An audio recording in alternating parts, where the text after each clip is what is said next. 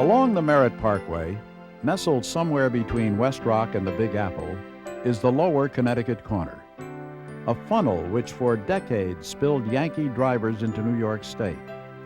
As motorists drove through West Rock Tunnel toward Fairfield County, they approached Connecticut's gray area. The scenic roads have always been characteristically New England, but this region has had a distinctive New York flavor. Yes, Fairfield County has always been a part of Connecticut, but the proximity to New York and its influences are the reasons for the county's identity crisis. Powerful New York leaders from the media, corporations, politics, and the arts have made this Connecticut county their home. They joined immigrant factory workers, farmers, and civil servants who've kept the area humming throughout the century.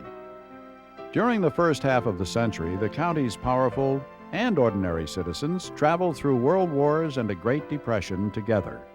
Somehow, the quintessential melting pot called Fairfield County not only survived, but became one of the most affluent and talked about in the world. With success and wealth came a spirit of possibility and a joy for living. We'll explore how the citizenry of Fairfield County made it a wonderful place to live and find recreation. This is not a story of survival or success. Rather, how they played, how they had fun, how their amusements were instrumental in making the county what it is today. We're remembering Fairfield County, the playgrounds of our past.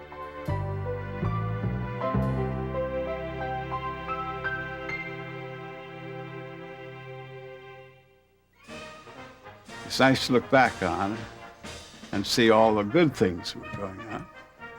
But not everything was. We had a world war going on, but we were too young to realize much about that. More often than not, the children of the early 20th century were sheltered from the world's troubles or their parents' turmoil. Families were almost always intact, and kids were free to be kids, to explore and enjoy life. It was just heavenly. It was just good. It was active and it was secure, and it was just full of bumps, and you'd always have a parent or somebody around who would comfort you if you had trouble. It was great. Alice Longstreth lived in Bridgeport's Brooklawn area, an idyllic neighborhood with Rockwellian stories of Granddad's visits on Thanksgiving and strolls in the garden.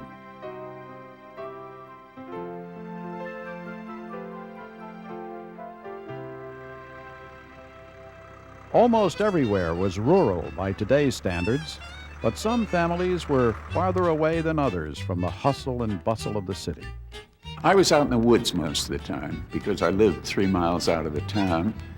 So I'd get my .22 and my dog and go out and hope to find a couple of woodchucks to shoot.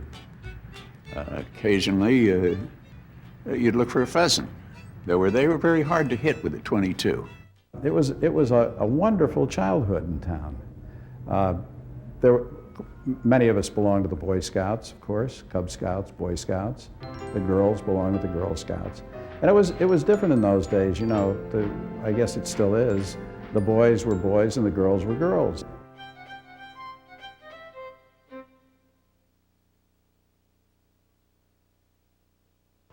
In the early part of the century, Bridgeport was the hub of Fairfield County, the county seat of government, an industrial capital where new Americans and old Yankees all took advantage of beautiful parklands in the hills and along the shore. Much of the parkland was donated to the city by its most famous citizen and one-time mayor, P.T. Barnum. For years, the Grand Showman made the Park City the headquarters for his circus and the winter quarters for its wildlife. People at Bridgeport would constantly see these circus animals and things. Once in a while they would escape from the winter quarters and they would be sort of wandering around the city, so it was not uncommon for there to be an account in the paper about a lion that got loose or an elephant that was seen in somebody's backyard, and I think people really got used to seeing that kind of thing. A literary genius once said, "One of our greatest amusement managers was P.T. Barnum, and the other, Sylvester Z. Poli." Poli was responsible for building numerous theaters across the county, as well as the country, including the magnificent Majestic and Palace theaters in Bridgeport. At the turn of the century, there's so many people here flocking to Bridgeport that really they were looking for something to do, and there was plenty of entertainment. I hear about people going from the east side, they lived on the east side of the city, and they would actually walk from one end of the city to the next to come down here to the theaters on Main Street to see a fine performance and spend a whole evening downtown. Bridgeport downtown was it would be lit up, and there would be shops open until 9 at night. Thursday night it was the night to come out in Bridgeport.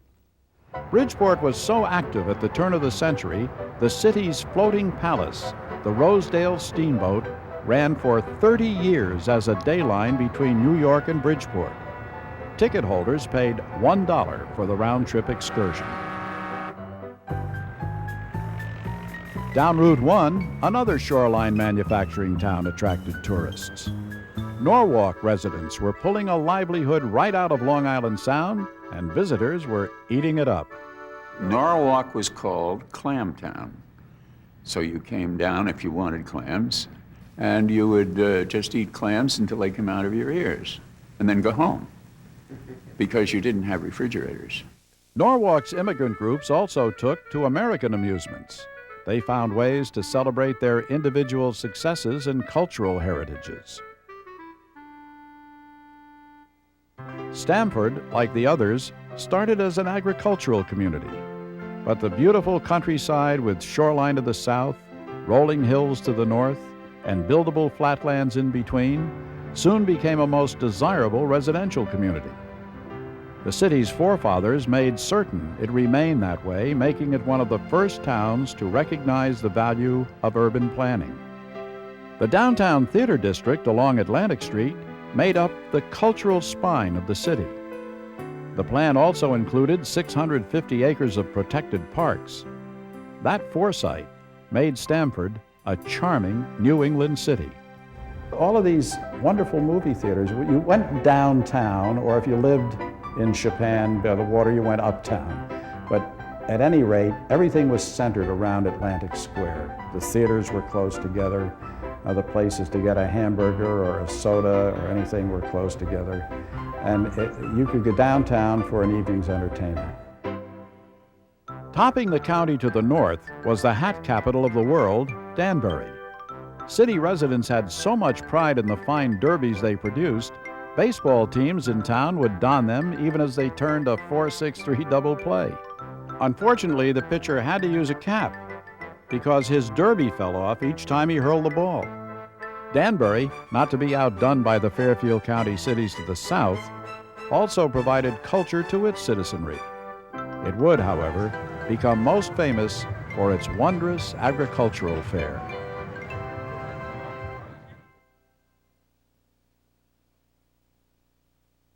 Since the early 19th century, stagecoach visitors passing through Connecticut on their way to Hartford or New York felt compelled to stop at local inns like the Keeler Tavern in Ridgefield. The setting and friendly treatment made their stay a comfortable one.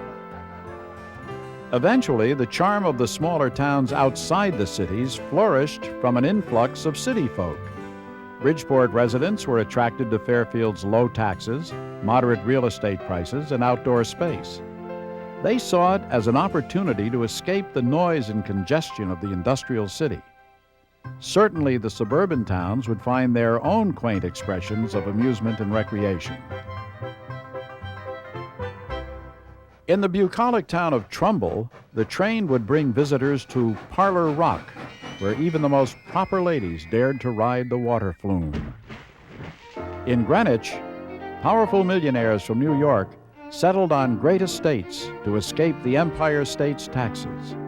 And with the affluence came some very respectable forms of recreation.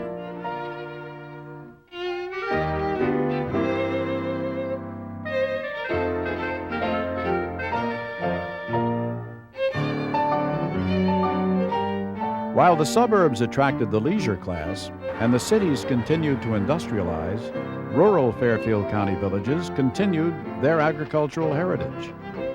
However, change was taking place there as well. In 1860, the rural area's first train service in Ridgefield was instrumental in converting that town into an attractive getaway.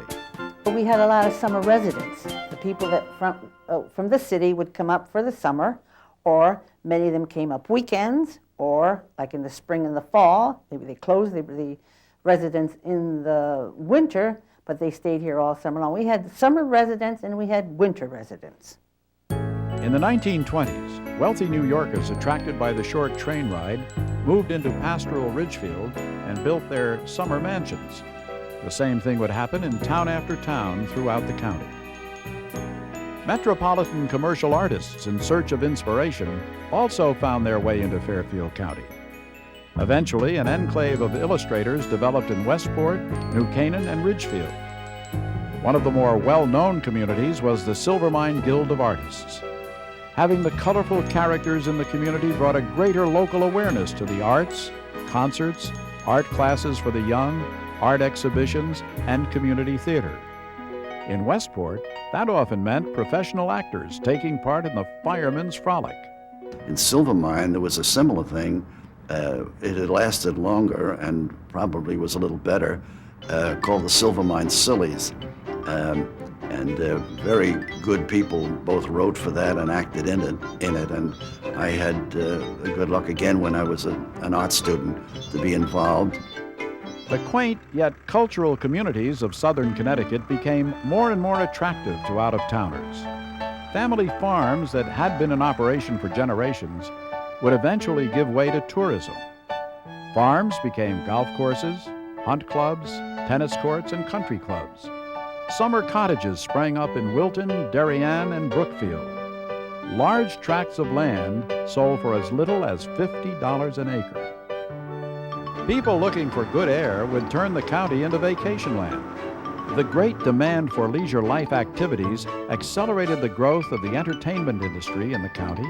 Beaches became resorts, country clubs serviced the whole family, and the town hall would do double and sometimes triple duty. Town hall was our Madison Square Garden.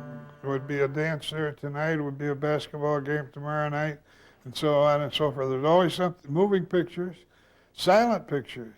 We used to go, and it was 10 cents admission, 15 I think for adults, 10 cents for kids. And there was plays, class plays, and different organizations that would put on plays, like the Grange and churches, various churches and whatnot. There's activity, lots of it. In Newtown, 6 railroad lines went through Hawleyville. Hotels and resorts sprang up. Colonial-style taverns became regular stops for visitors from Yale University and beyond. Suddenly, it was a desirable place to come for a summer vacation. I think there, along our main street, there was something like 6 to 8 inns who drew people from the New York and lower Connecticut area of Fairfield County.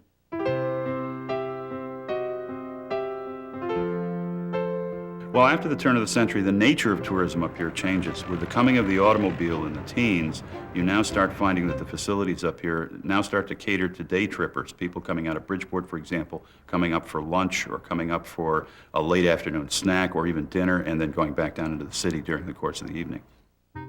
Not all were welcome in Fairfield County inns and clubs. So in Monroe, a Jewish boarding home was a relief for New York visitors seeking kosher foods. The Westport Country Club and private homes in Newtown also swung the doors of their facilities open to Jews. The Jewish community here in Newtown, which centers down on Huntingtown Road, every summer many of the families would take their houses and turn them over to boarders that would come up from the city, from New York City, would plan on spending a week or so, and they would be allowed to use the kitchen facilities there and would have rooms there, and this was their form of recreation, but they served primarily for other Jews coming up out of New York. In the Newtown Monroe area, cottages went up along Lake Zor to handle the growing demand. Whenever the demand for facilities grew, enterprising visitors would also take to building. Kids built their own slide near the Stevenson Dam. The only problem was the wood splinters made each trip down bittersweet.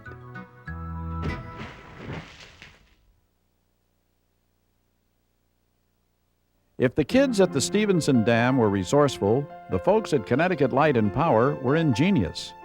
In order to generate more power, they decided to flood an entire valley in the Brookfield, New Milford area back in 1927. It would become Candlewood Lake. And if you were smart like Ray Kelly's dad, you bought what became lakefront property and provided generations of fun. We used to spend a lot of the summer here, and it was very unsophisticated.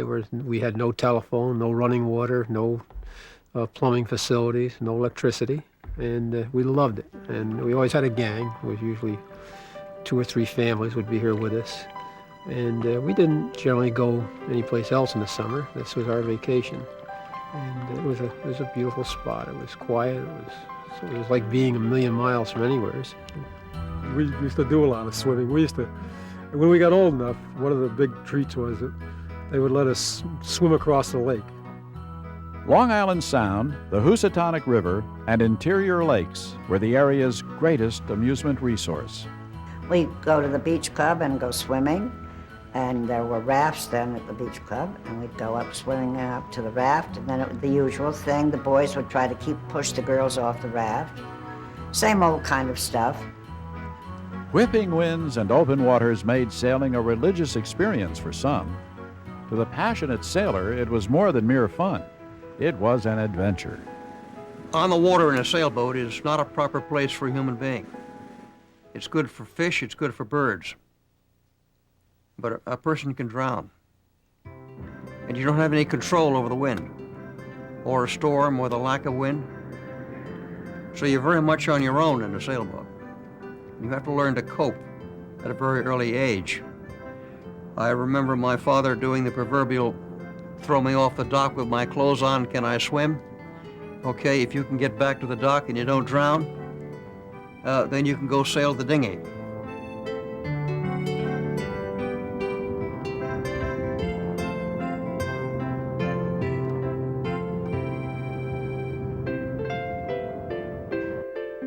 Alice Longstress says you didn't have to be in a boat or on the water to enjoy the county shoreline. We would walk out on the breakwater, which was pretty difficult walking, out to the lighthouse and then run around it. That was fun.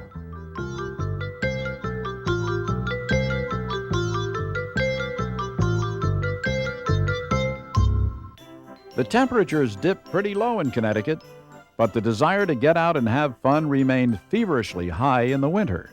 They used to have ice boats. That was popular here in the winter. It's a sailboat with runners on it, and it sails, or you handle it sort of like a sailboat, and you trim the sails the same way to catch the wind, and they go fast. I mean, they fly over the ice. The skating's tough because it's such a big lake, and usually, if you occasionally, it'll freeze over and be smooth as glass, and the skating is fantastic. It was that way the first winter we were here building the house. But generally you get some snow and things and it gets messed up.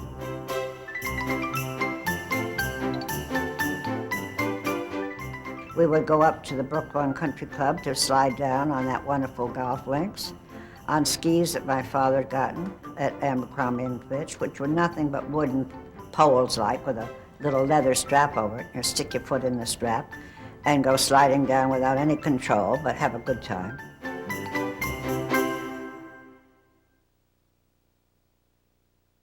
You were busy all day, and at night you went home, and if they said do your homework, you did your homework.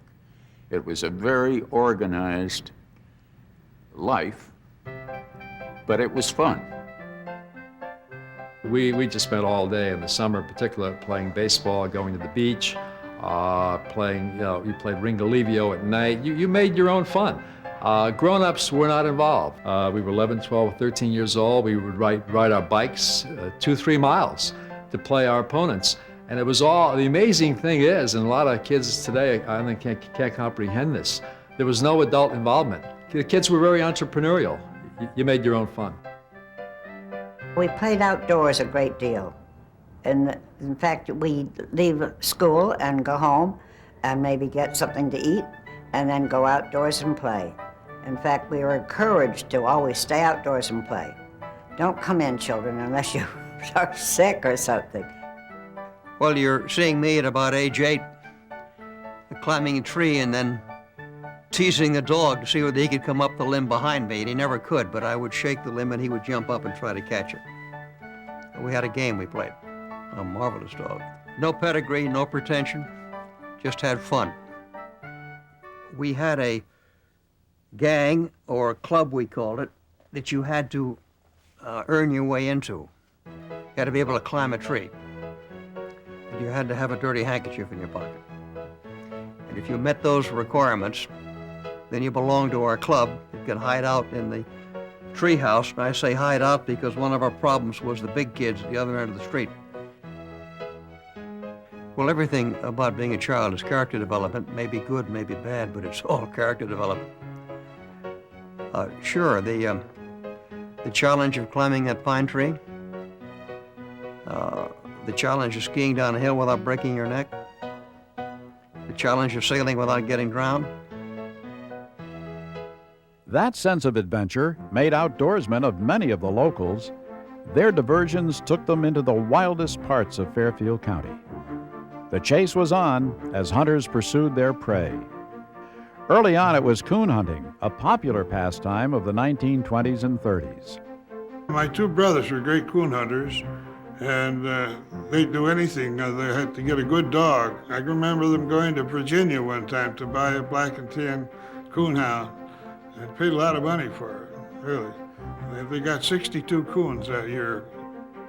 The heavy population of deer, sometimes seen in herds, were also popular targets for area hunters. It was not unusual to see a trophy strapped to the roof of a car. Whitetail were brought home for skinning. Later, the hunter and his family would feast on prize venison.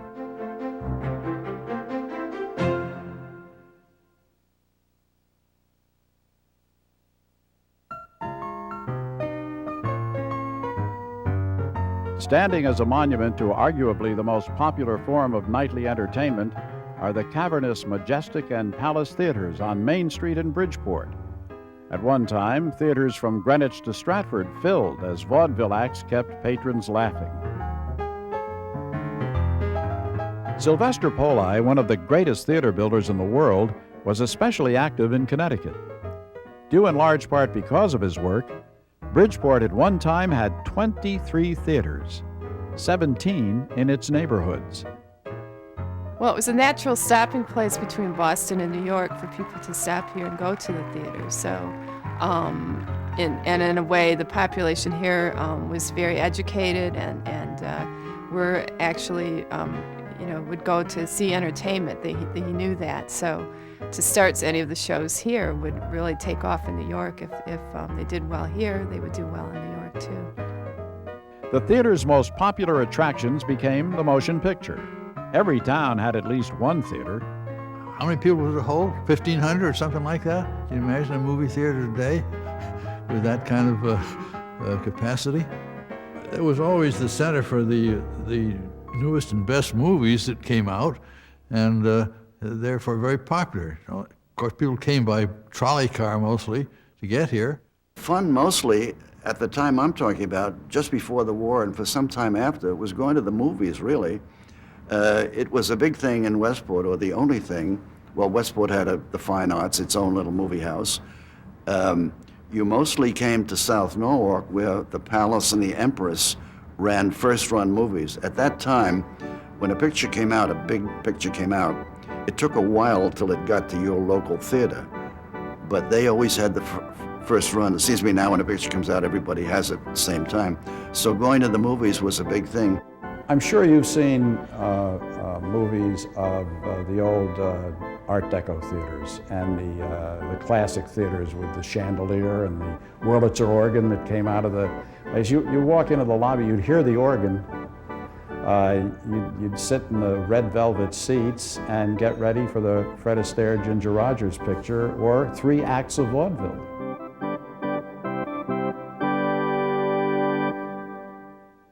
Everybody took piano lessons. Everybody had a piano. And this poor little lady who was a teacher for a number of us on Umpqua Hill, where we lived, She would come up in a taxi at 9 o'clock Saturday morning, and all the children who had been outdoors would run into their houses to start practicing as fast as they could. And my two sisters and I would have a fight as to who was to get to the piano first, because we had not done a real good job of practicing. There was no great pianist in that whole neighborhood. As a young man, Dick Venus says all his friends were in a ragtag neighborhood marching band. Eventually, he became the drummer of Ridgefield's own Mayflower Swing Band. Naturally, he passed on his love for music to his daughter. She never became proficient at it. She gave it up. Violin was kind of difficult, and she had other ideas, I guess. But she did learn to play it. Every family seemed to have at least one of their children who either played the piano or various instruments. For as long as he can remember, jazz pianist John Eaton says music has always been a part of his life, even if it meant eavesdropping on his parents' guests. And I'd hide behind the door and listen to these guys play things from the show, you know. And it was amazing. That's when I first got interested in music, you know. These guys were so talented. But you know, there were some great old musicians in town then. And they would take us kids with them on their gig. We'd be 12, 13 years old, and they would take us, let us shake the maracas and stuff like that. As a young adult, I played the clubs around town. And there were, at that time, you could find live music in 10 different black clubs in Bridgeport. And you could stay out there till 4 or 5 o'clock in the morning, and after you got through with your regular gig, there were 4 or 5 after-hour clubs. I remember Eddie. Eddie will be in here. His brother played organ. And every night, somebody would spill a beer into the organ, and the organ would catch on fire. It was wild, man. It was crazy, man.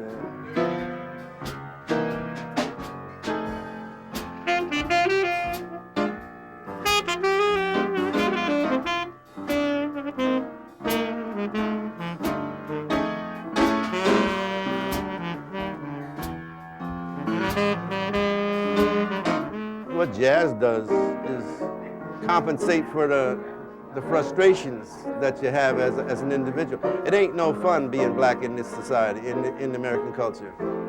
And so it was sort of compensated for the kind of things that are left out of your life, the kinds of things that you didn't have the opportunity to do, you know what I mean? This way you can express yourself as an individual, you know? Whatever I play, whatever I do, that's me. Can't nobody take that away. This, when it was called Ladden's Terrace, now called the Terrace Club, where we're sitting right now, was the place we dated. We had our dates. There was dancing. In later years, Frank Daly bought the place. He was a famous orchestra leader. He still got up and started the orchestra and ended it each night with Good Night, Sweetheart. And the orchestra, some of his children played in the orchestra, and they played all the old standards, and we danced and we had fun here. Before we were married, a lot of us brought our sweethearts here, and later as our wives. The sunken dance floor and the big bands made Ladden's Terrace the hip place to be. For the Daly family, it was a family affair. My mother used to sell the tickets in the check room. Tony was the ticket taker and the bouncer, and my father would seat the people. Then my father, after a while, would go up and front the band or even play. Tony, if there was trouble at a table, Tony would go over and ask the people to leave. And Tony was quite a big fella. And if the people refused to leave or give him a hard time, he'd just say, "Hey, pal, where do they bury your dead?" And normally with that, they would just get up and move out of the place without any problem. There were also few problems at the Ritz Ballroom in Bridgeport, the 5th biggest dance floor in the United States. The ballroom was strictly dancing. No liquor served. He had 2 grill rooms, but they were for just ice cream, hamburgers, and hot dogs.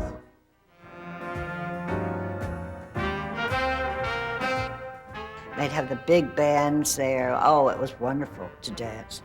We were really mad about dancing. We danced, you know, cheek-to-cheek stuff.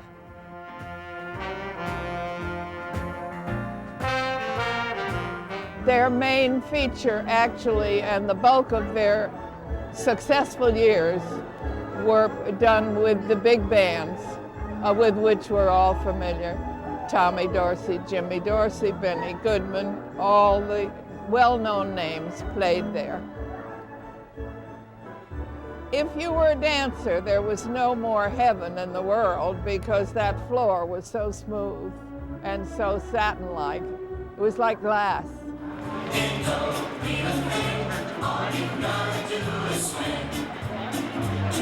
They had gone through the war, came home unscathed. Some of them weren't as lucky. They were maimed or hurt, but they still had to come back to Ladins. It holds many fond memories for a lot of people. If they weren't meeting on the ballroom floors, chances are couples were meeting at church-sponsored functions. Feast days in cities like Norwalk and Bridgeport provided entertainment as well as inspiration. In rural Easton, it was often the only show in town. And in Stratford, it was the place where women like Mary Hardy would meet the men in their lives. And I heard you met one very interesting man that became an influence in your life for some time to come. You got me. I don't remember that. Oh, you mean my husband? Oh, yes. Sorry, Vincent. We did things together. We had belonged to the same church, of course. Well, that's where you met all your friends. In fact, in that time, all of the churches in town took their own groups, but they all were doing the same thing, and they were the thing that serviced what young people and what adults were looking for.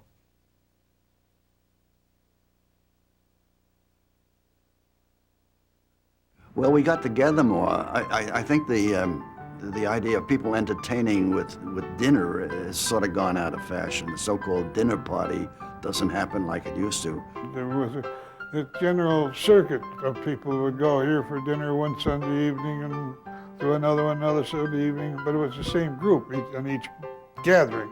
Somebody would say, well, I'll bring the corned beef and cabbage. And somebody else would say, well, I'll bring the soda bread, you know, or something like that. And somebody else would say, well, let me bring dessert.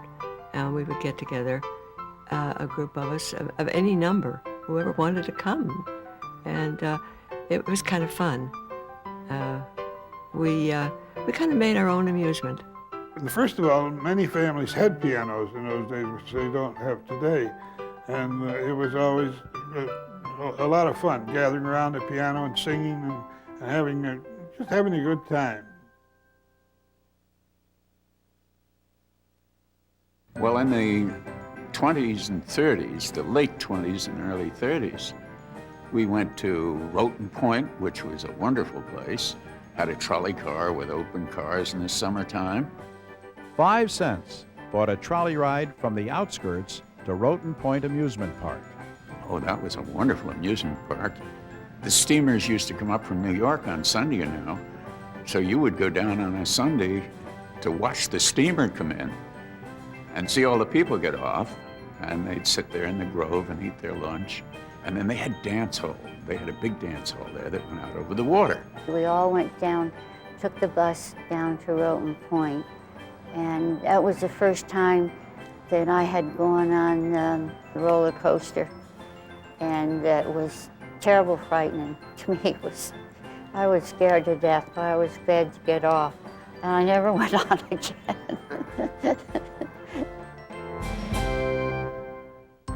Pleasure Beach is another place where Bridgeporters flock to, and it's an island off of the east end of Bridgeport. But it wasn't until 1904 when George Tillieu, who started Coney Island in New York, he took over the island and made it into just a stupendous amusement park.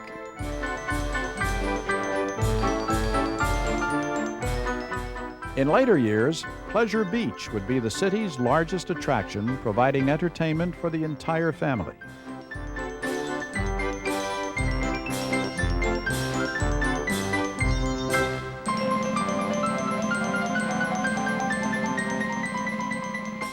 The social occasion that brought the community together was the town annual event, usually held in the summer through the hard work of volunteers.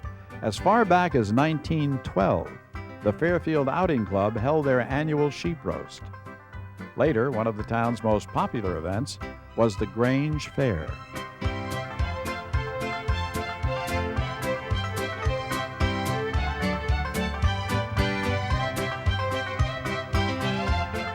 Well, it was up on Hillside Road, and it's still there. And I don't know whether they do much now, but they used to have every year, people would bring in their prime tomato and eggplant and so forth, and they'd have sort of prizes. And also we could hire it for square dances, which we did as young married couples in the 30s.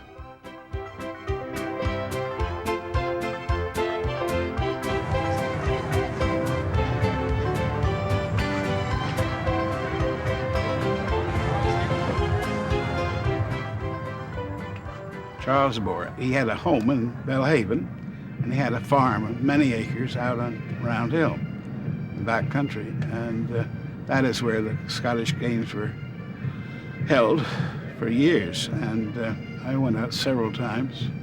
They're all there, you know, and there's got the plaids and their bagpipes and screeching all day long, and tossing the caber and all sorts of Scottish games.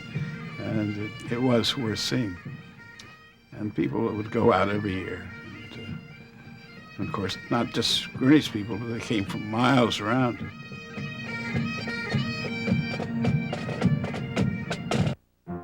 Horse shows, polo matches, and strawberry festivals were all part of the county's summertime landscape. A ride through Fairfield's Dogwood Festival always seemed to slow the world down a bit.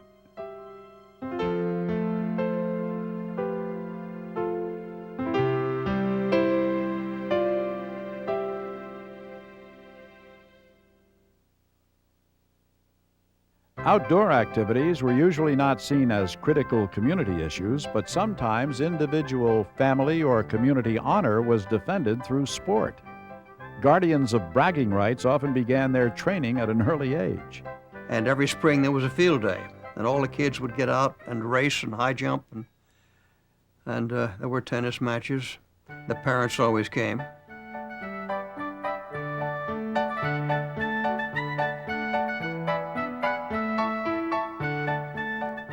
Joe was captain of both the baseball team and the basketball team in 1923 and 24. They had a good basketball team, and they played, believe it or not, in the town hall. Teams sometimes organized along ethnic lines. Bitter rivalries also existed between factories as industrial leagues formed to take competition off of the production line and onto the field.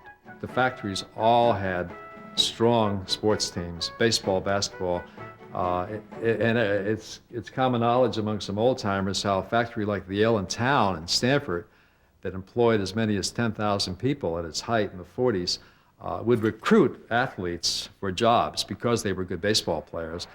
Competitions were known to get a bit too spirited. Such occurred during the Yale boat races in Shelton on the Housatonic. After one such race in the 1950s, Yaleys pushed a police car into the water. That was the last time the race was held there.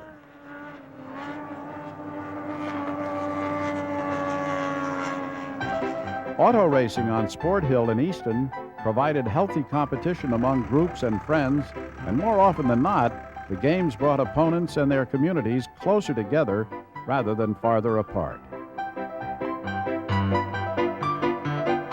While golfing may have been considered a leisure sport for the more fortunate, a more pedestrian following participated or became spectators in the popular sport of boxing. Fighters not only defended their clubs, but some advanced to the professional ranks. Boxing was very popular in Connecticut, but in Fairfield County, you quite often had boxing shows in armories. They would set up rings outside in parks, and there were some outstanding fighters. Here in Stamford, Chico Vijar, a great fighter, a welterweight, middleweight in the 50s and 60s, fought outside in Stamford, I think 5 or 6 times, always won. And not because it was hometown's decisions. He was a good fighter. An electrifying moment when Vijar is declared the winner by unanimous decision of fisticuffs. The era's modern-day gladiators also donned helmets and protective gear, and as was the case in ancient Rome, it seemed the entire village came out to see who would be left standing.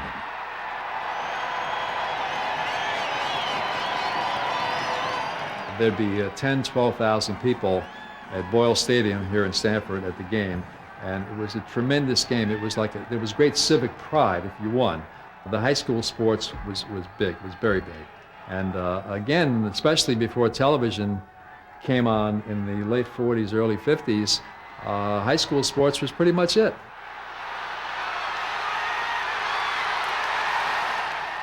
In our day, there was something romantic about that. You met girls there, right? Your high school age. There was something about going to the high school game and then walking down the hill, Strawberry Hill in Stamford, to a place called Hatch's Ice Cream Parlor, or to somebody's house for hot chocolate, or something like that. It was just a social occasion.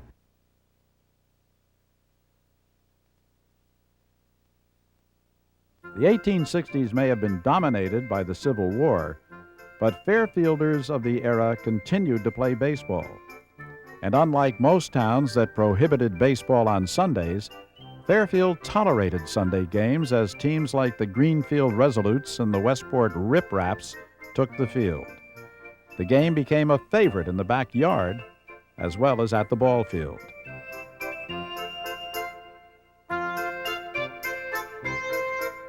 Industrial teams were all the rage as factory workers let off some steam on the diamond.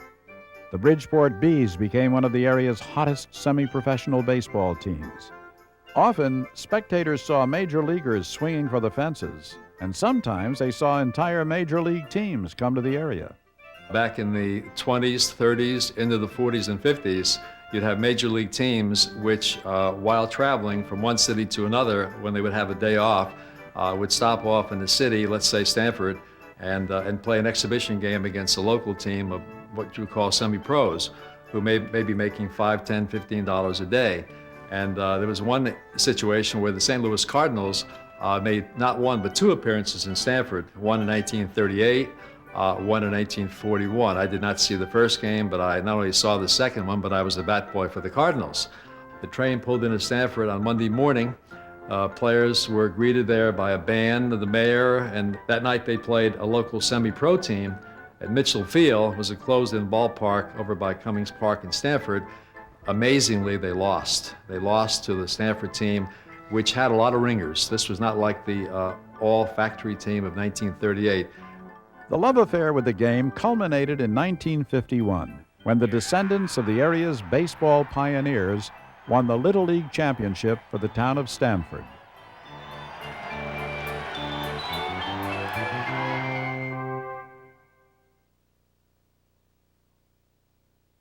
They called me Wiggles, the Dustman, the Thing, and then when they began calling me names, then I knew that I was in the hair. Cornelius Harper also loved the game of baseball, but where he played, only the ball was white. The Negro Leagues had a farm system in towns like Stamford, Norwalk, and Bridgeport, and Harper played on as many teams as possible. That's a fact. I had 7 uniforms. Well, it was plenty of fun. We played down mostly at Yieldingtown Field, and we put the canvas around the field and played 50 cents a head. And that's where I guess I made my name at the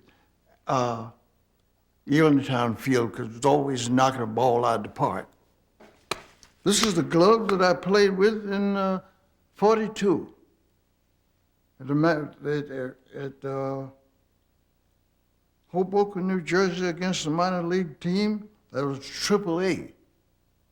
And this is the one that gave me that almost an invitation to the big leagues. The scouts said if the first baseman, the pitcher, and the third baseman was white boys, said I would take them now. But this glove is called the self-catcher. So why do you call it a self-catcher? So, well, anytime the ball is anywhere near, all I do is put the glove out there and the ball come and jump in it. That's self-catcher. A woman's place was in the home, and on the green, the firing range, the court, and the playing field. In the early 1900s, women were usually nurturing, caring, domestic, but sometimes even athletic. Diamonds proved to be a girl's best friend. Baseball diamonds, that is. The Raybestos Brakettes were a nationally famous women's softball team in the 40s and 50s that rode a wave of national prosperity and pride during the post-war years. Yeah, it was a thing to do. National tournament time, they used to get 10,000 people at the games, and people became quite good fans that most teams loved to come here to play because the people here knew softball. And I talk to people now that came back, that came to these games years ago, and they talk about how great it was at Raybestos Field. It was party time for a nice week of softball. John Stratton, a former bat boy and now current coach of the Brakettes, was enamored by the sport and by one of its players, who became his wife. Well, it's a mystique. I would call it the women's softball mystique. No one understands why everybody likes the game so much. I think the women can play as well as they do. They're quite in awe of the game. Plus, they play with so much energy. Compared to some of the men's game, they're just a fast-moving game, and they do everything the man can do on a softball field. Everybody kind of enjoyed. They knew what was going on. They knew the game, but they also knew everybody there. And it was the place to go. It was the best show in town.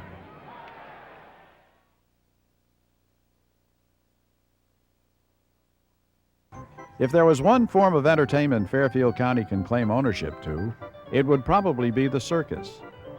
P.T. Barnum, who is synonymous with the Big Top, made the city of Bridgeport his backstage. Since then, the circus has been a fixture wherever there was an open field to raise tents and children to fill them. Darienne's Dr. Fred McIntyre also claims rights to the circus. While many fantasize about running away with the circus, McIntyre actually did. He was captivated by its aura early on. The first performance I saw was way back in 1921, and my parents took me to the circus, and I was impressed by the music.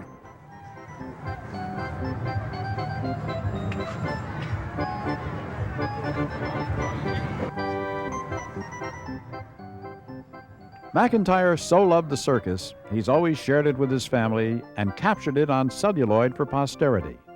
In Stamford, he filmed the last days of the Big Top. That was taken in Stamford in 1956, and a few days after that, the Ringling Brothers Barnum and Bailey Circus closed forever under the Big Top. That was largely because of, restrictions on the using of the tent because of the Great Hartford Fire here in Connecticut.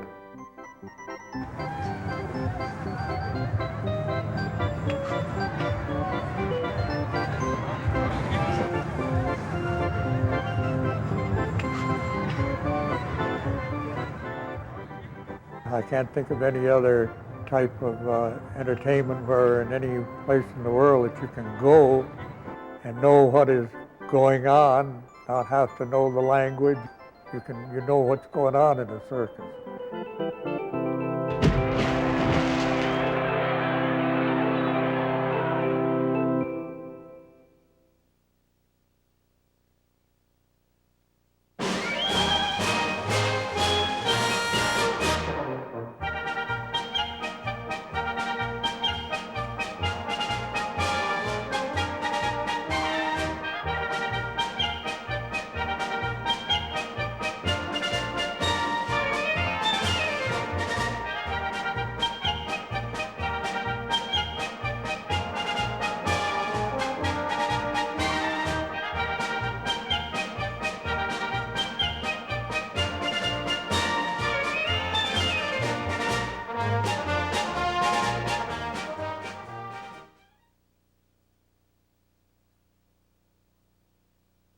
The thought of leisure time was rarely on the minds of area farmers.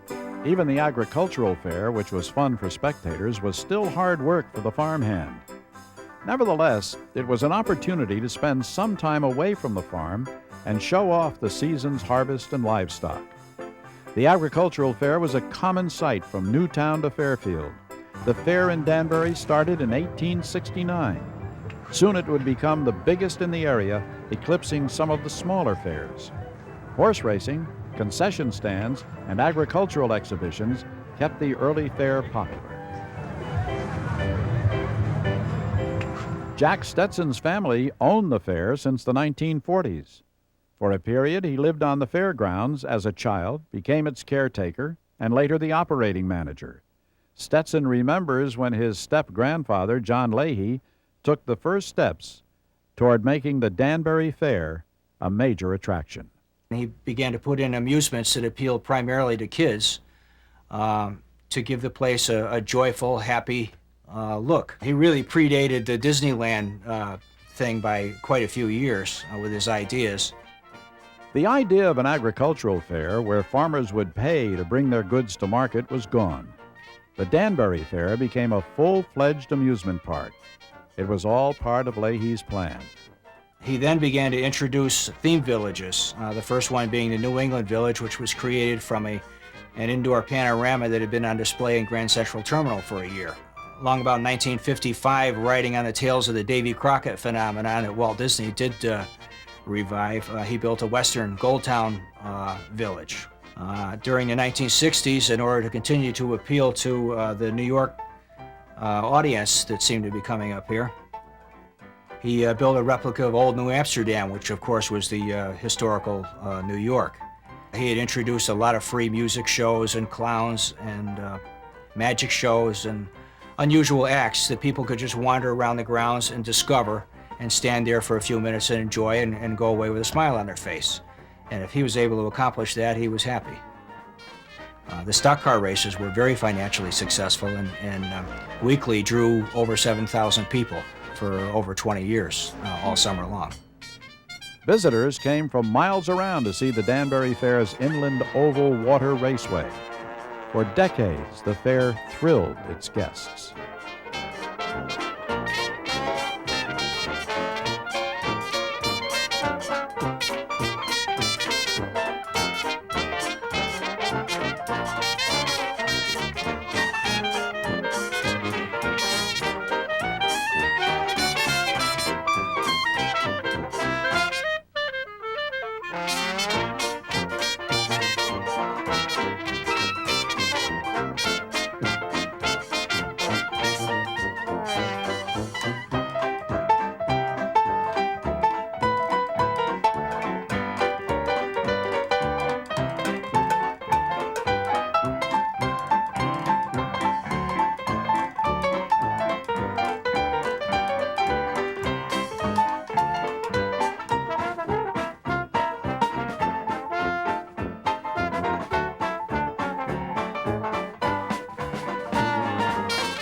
Time and the thing we call progress eventually caught up with the Danbury Fair. As the property at the intersection of routes 84 and 7 became valuable and the price of real estate soared, the Danbury Fair was closed and sold to make room for the newest form of entertainment, the mall. The people were angry. They were disappointed. They were sorry. They were sad. The Danbury Fair had become a part of everybody's life that lived in town, and a good many people's who were out of town. They came every year. A lot of the locals participated as concessionaires and as spare time jobs and whatnot, and they put their kids through college and took vacations on the money that they earned at the fair. And it was one big happy family, and they were very disappointed all of a sudden to have this thing end. Nobody realized that it ever would, and there was a great hue and cry to try and stop the end of the fair. But big money prevailed, and it ended.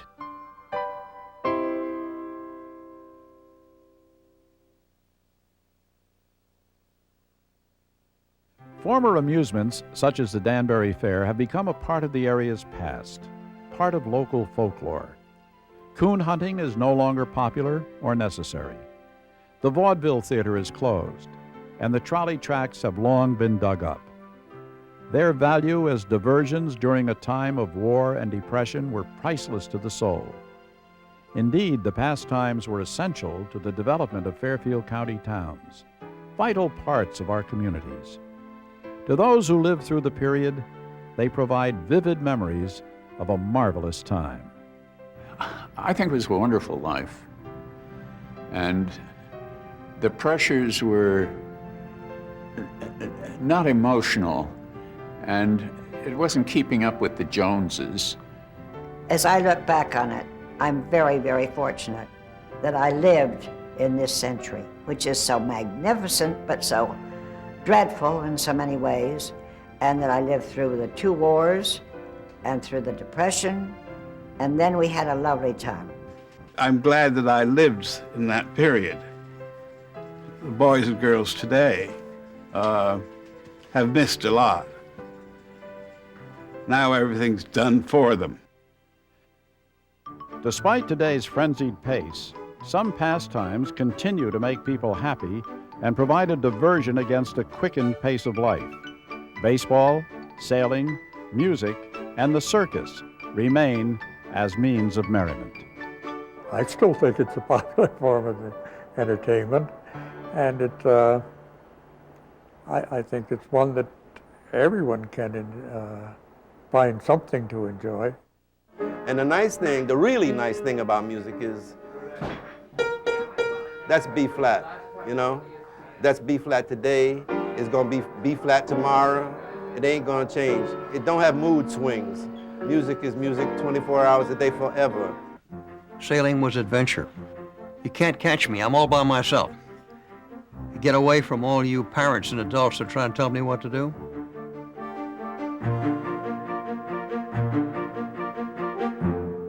The county's largest city, Bridgeport, is trying to rejuvenate its spirit as communities have in the past. State funding built a new stadium. Local owners made investments, and a town comes out to watch in the hope that a ball team will rally in the late innings to make the city as great as it once was. A new baseball team called the Bluefish provides the entertainment, community honor, and sheer fun needed in a healthy city. When children a half-century ago, however, threw that ball across the yard, their thoughts weren't on community development or any such lofty ideals. Their thoughts were simply on the pleasure of the moment. Today, those children, now our fathers and grandmothers, don't think about what it all meant to Fairfield County, rather, what it meant to them, how they were able to find pleasure in the simplest things, pleasure at a time when the world was sometimes in danger. They are just remembering Fairfield County, the playgrounds of our past.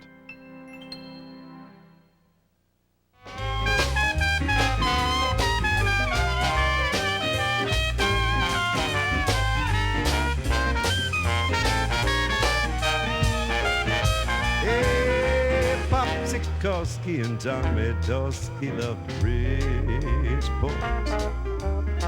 Hey, green box and all that wonderful view.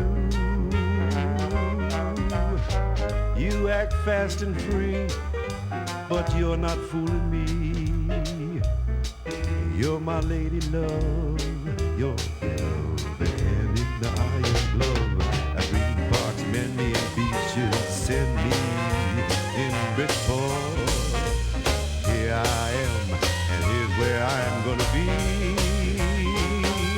B.T. also said in his letter, past is great, but future is better. What you bet you like Bridgeport, you got to try the water in Bridgeport. Baby, you like Bridgeport, USA.